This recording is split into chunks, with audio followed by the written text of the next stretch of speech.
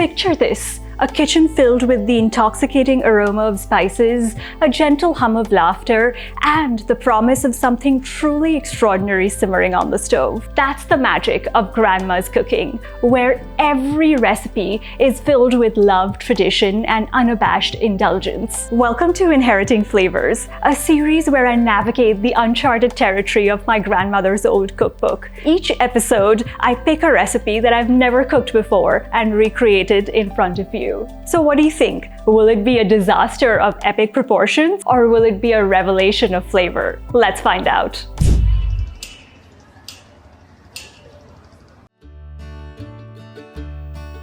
This week, we're making chicken kombucha. I Google searched this recipe but couldn't find much about it other than the fact that it might be Cambodian in origin, but I couldn't be sure. The first step to cooking this recipe is marinating the chicken, and I have all the ingredients laid out in front of me.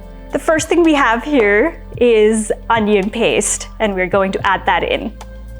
The next ingredient we have here is some yogurt. Let's add that in. The next ingredient is some cashew paste. I just soaked some cashews in hot water and ground them into a paste. Next, we have some ginger and garlic paste. These are in equal quantities. Here we have some salt and sugar. We have a couple of spices here, some roasted ground cumin and some Kashmiri red chili powder. Now let's give this a really good mix.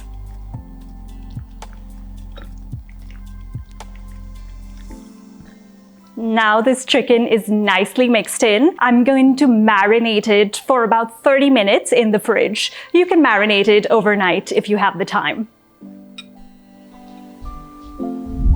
Done marinating, and now we're ready to cook it. By the way, I guessed the quantity of ingredients that went into the marinade, because if you look at this recipe, it's literally just 2 paragraphs and it doesn't give me any measurements for the ingredients. In fact, at one stage it says add whole spices, and it doesn't specify what whole spices, so I've guessed those as well. So let's see how it turns out. If you're enjoying this series, then please like, share, and subscribe, and recommend my channel to your friends. We're gonna start by heating some neutral oil. Okay, the oil is heated now. Let's add in the sliced onions. Don't dice your onions because it says slice in the recipe, and I think that it adds to the texture of the sauce.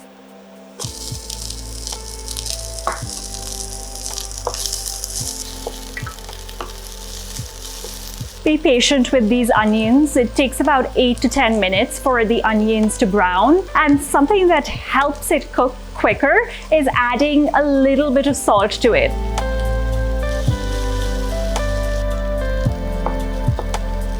The onions are a golden brown now. We don't want to cook these till they're completely brown because they're going to continue cooking with the sauce and become bitter. So this is the right stage to add the other ingredients in. I'm gonna add some Kashmiri red chili powder that we used in the marinade. We're going to add it to the onions. Then we have some whole spices. I have some cloves, cinnamon, and both kinds of cardamom. Again, this is just a guess. I don't know if these are the whole spices that my grandmother meant to add in, but we'll see how it tastes. Give it a good mix. You can see how the red chili has infused its beautiful red color into this oil and the onions. In about 30 seconds, we want to bloom the red chili and the spices in this fat so the aroma infuses into the sauce. All right, now let's add in our marinated chicken.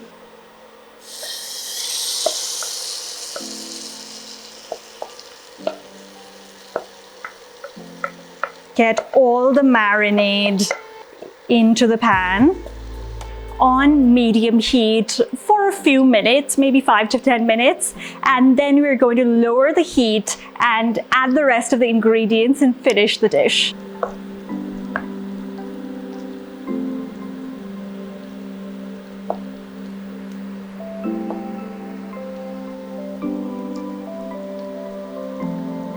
This truly feels like a test of my culinary skills because I have no idea what this dish is supposed to look like at this stage or once it's finished. So I'm kind of guessing because in the recipe what it says is cook the chicken for some time. And I'm not sure whether that sometime is 10 minutes or 30 minutes, but I guess we'll find out. This is ready for the next stage now. The way I can tell that this is ready for the next stage is I can see oil separation happening. What that means is that the ingredients of the marinade and the spices have all cooked out and released any excess moisture. So let's add the rest of the ingredients in. We have some whole milk here that we're going to add in. I have a Thai green chili that I've split in half that I'm going to add in as well. We're going to stir this well, get all the brown bits from the bottom of the pan. I think this is gonna need a bit more milk, so I'm gonna go get that. All right, I have some more milk now. I'm gonna add that in, stir everything together, lower the heat, cover it, and finish cooking. I don't think I have cooked many recipes that use milk, especially Indian recipes, so I'm very interested to find out what this is going to taste like. Okay, I've lowered the heat. Now I'm going to cover it and let it cook.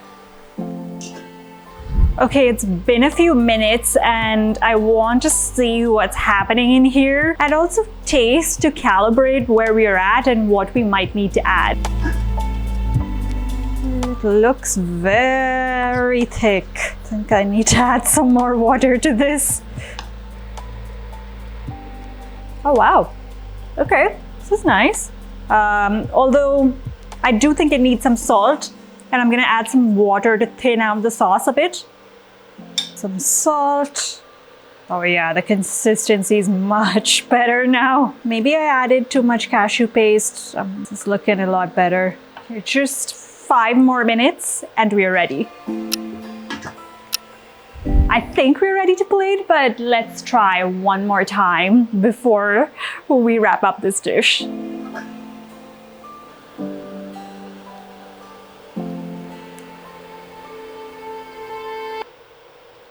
All right, we're ready to plate.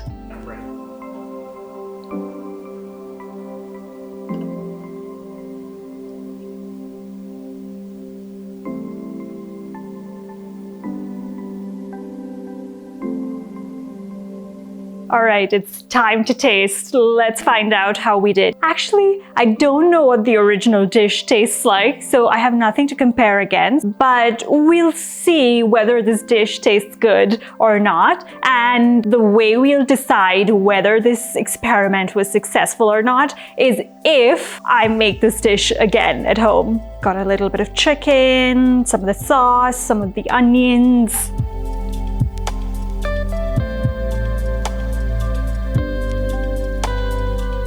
This tastes so familiar, but I also can't tell you what dish it tastes like. What I can taste are the whole spices that I added into the dish. I can taste the creaminess that the cashews add to this dish. And I can also taste a little bit of the tartness that comes from the yogurt that we added to the marinade. And lastly, which is incredible, which I didn't really think about when I was adding this ingredient, is that final touch of adding the slit green chilies. That really adds a nice fresh flavor to this dish. So how do you think I did? I would totally make this dish again. If you liked this recipe, you're going to love another one of my grandmother's recipe, which is a carrot halwa. I'll link it for you here.